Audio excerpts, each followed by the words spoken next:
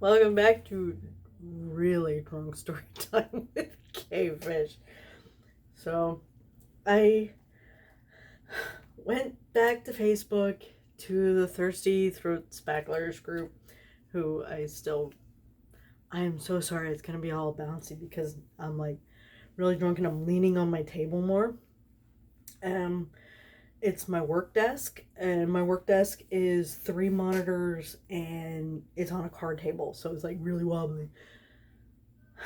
You guys don't care about that.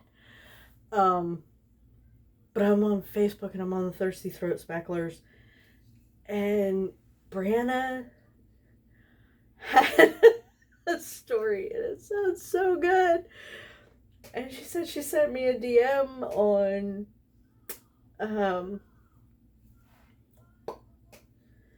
the Discord, but I can't find it. So I'm very sorry, Brianna, because I really do want to read yours too.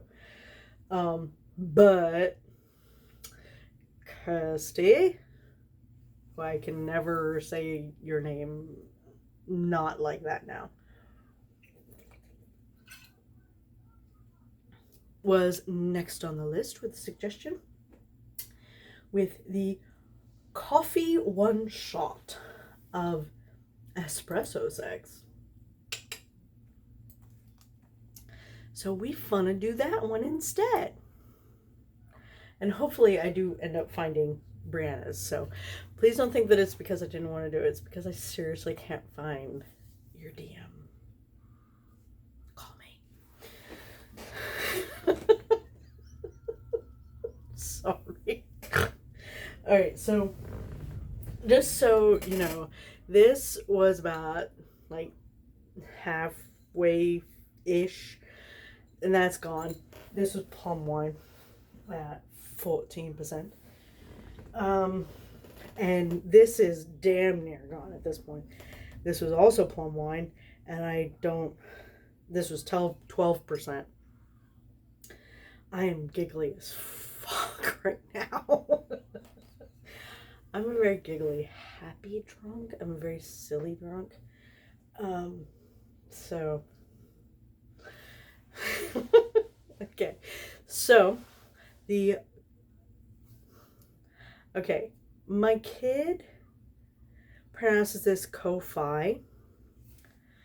And even I'm like, dude, it's coffee. But,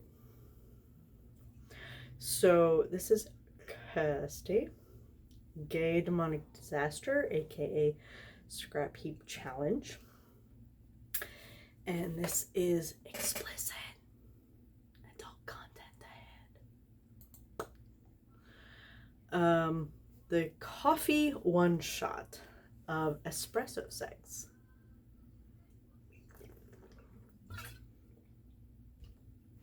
The summary says, just a thank you to the mysterious anonymous benefactor who sent me a little thank you to GayDemonicDisaster / Scrap Heap Challenge today. I decided to use the source as a prompt to write a quick 1K word sexy custom porn in thanks to whoever you are. Crowley and Aziraphale are undercover scoping out a mafia base. I have read this, but it's still hilarious.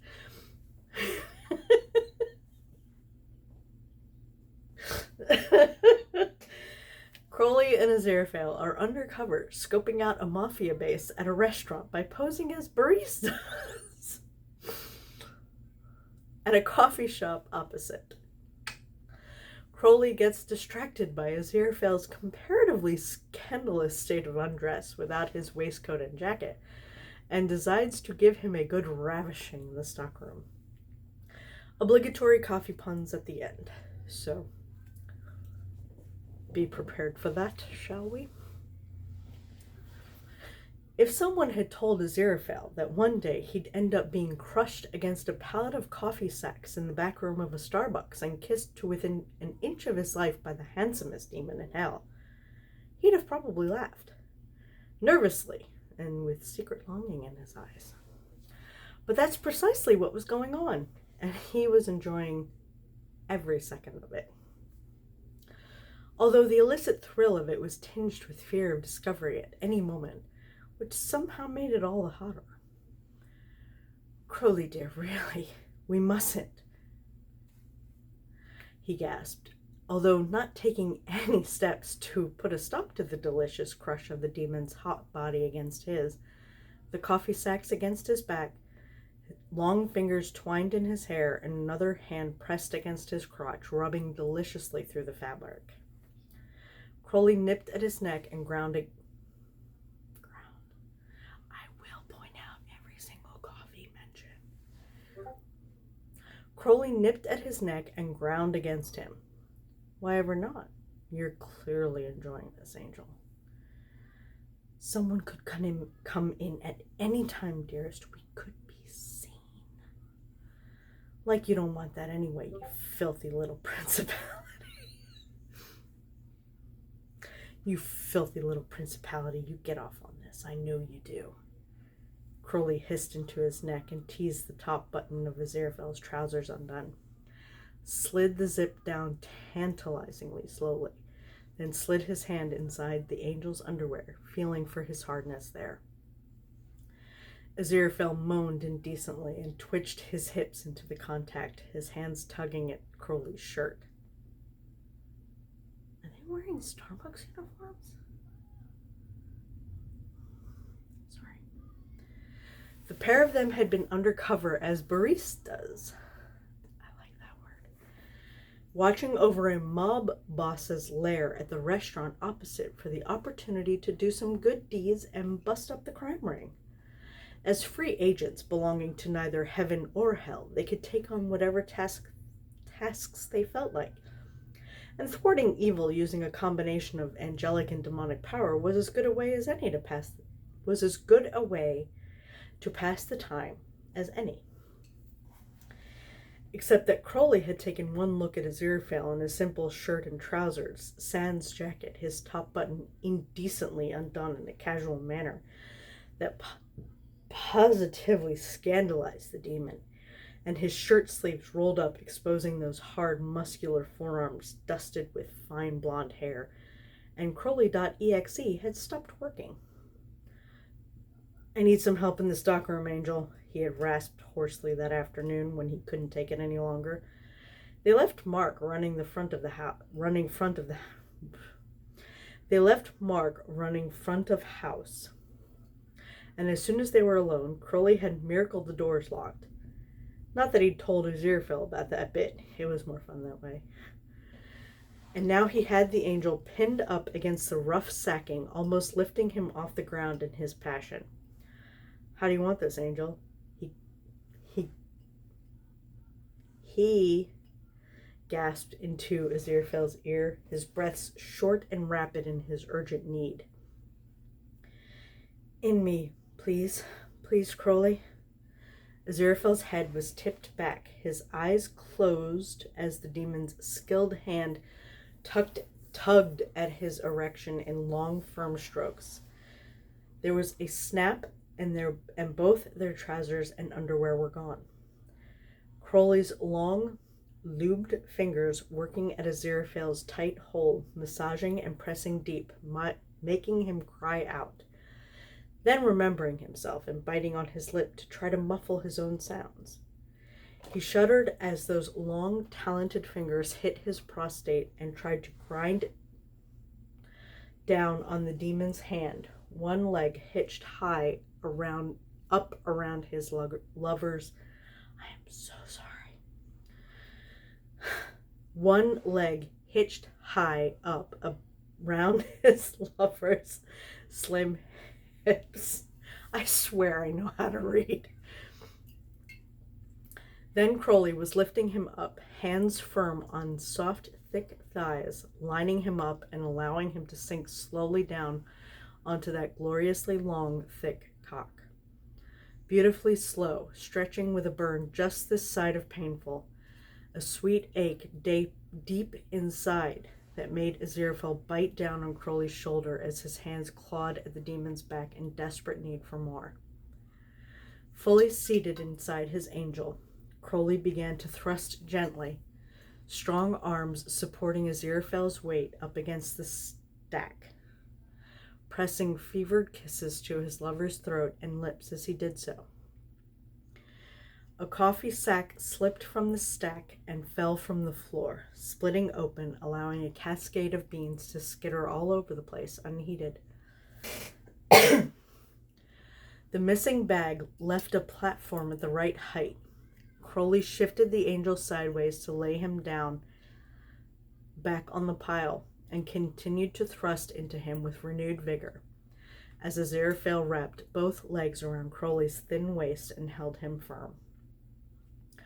The demon's hand and elegant fingers were around the angel's thick cock, stroking him firmly in time with each thrust.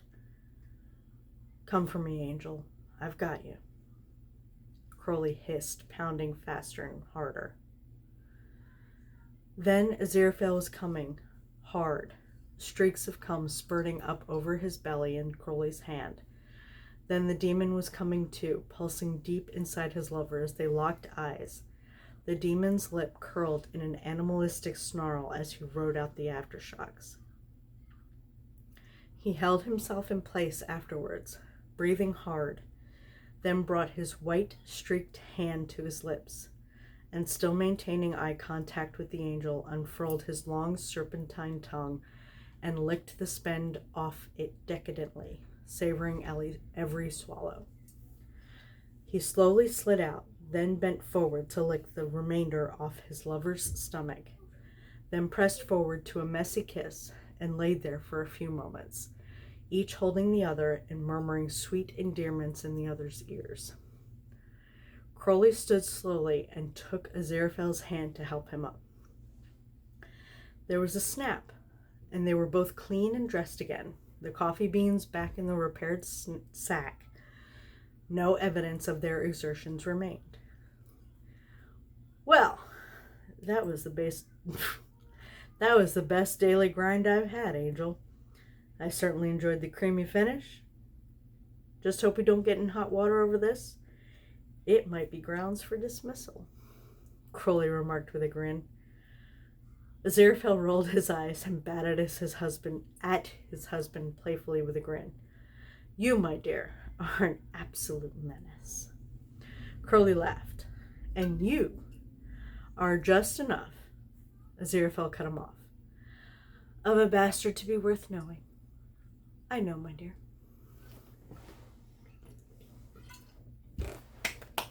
Yay! Kirsty, I know that you are with someone, but I love you dearly. I want to have your internet babies. I can't believe I just said that.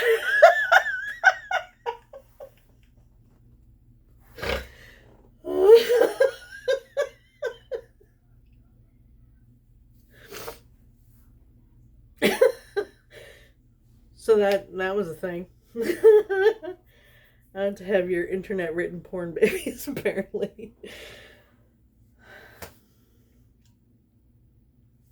So, anyway, that was the